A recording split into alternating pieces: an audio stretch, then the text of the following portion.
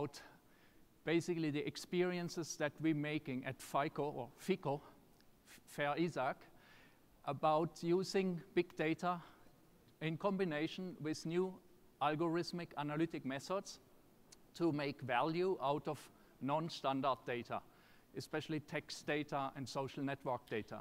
And I think that's probably what interests many of you.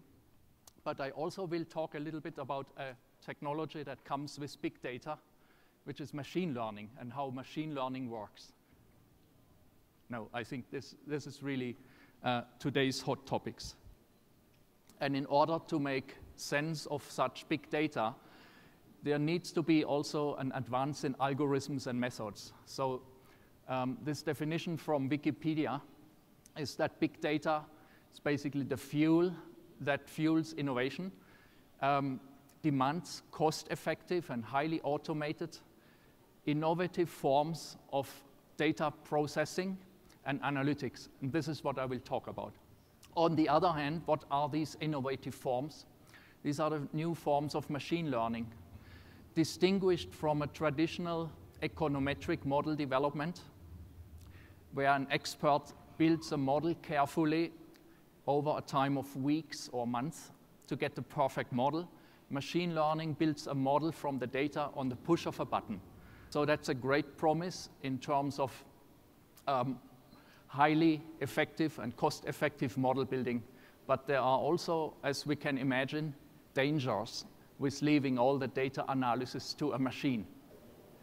And the next question we ask, let me look at the scorecard that we just built, the semantic scorecard. What are the most important non-standard predictors?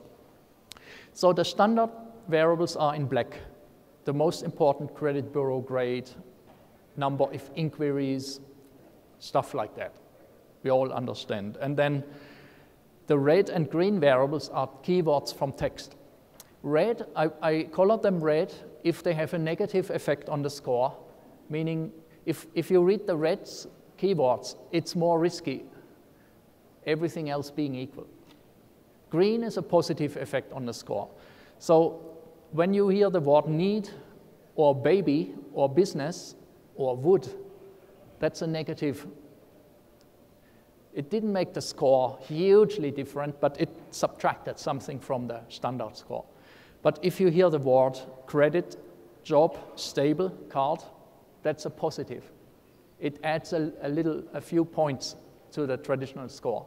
So you get a better differentiation. I think almost every practitioner looking at this say, this is very nonsensical. I cannot deploy this model. For example, I have an applicant with a new baby, and he mentioned a new baby, and then I say, oh, I'm sorry, I cannot give you credit because you have a new baby. It's not fair, and it's not the good publicity, right? So you would not want to deploy this. So the next thing we did is look more for insight. So we use a technique called latent Dirichlet allocation. It doesn't matter, it's another machine learning algorithm, also known as topic analysis. We grouped all the keywords in these loan descriptions into documents. It's almost like clustering words. We grouped them into topics. And I created 20 topics, and not all of the topics made sense, but there were a few topics that were making sense. And then I overlaid the topics with risk. So the first topic that came up, which reduces risk, was a credit card consolidation topic. So I gave it that name because it had these keywords: debt-free, consolidating, consolidated card, credit, revolving, paying, pay off, sooner, quicker, clear, and so on. So this may be something we had already expected, or we might also be able to tease out of a traditional credit application form.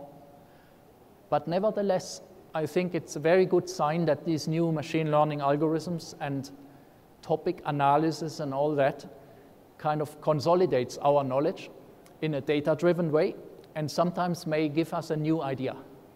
That's, aha, I learned some new insight from big data, in this case from text data. And it's not just anecdotal, but I can really see that in my data. So with that, I want to come to the conclusion. I think if you have any chance in your area, you might want to have somebody embracing big data and machine learning technologies and see what's the predictive value and if it would help to improve models, make better decisions. But to do that, it needs more than just these algorithms. As I said, they have become commodities. It really needs a good methodology and a domain expert that can interpret the findings of the machine learning model.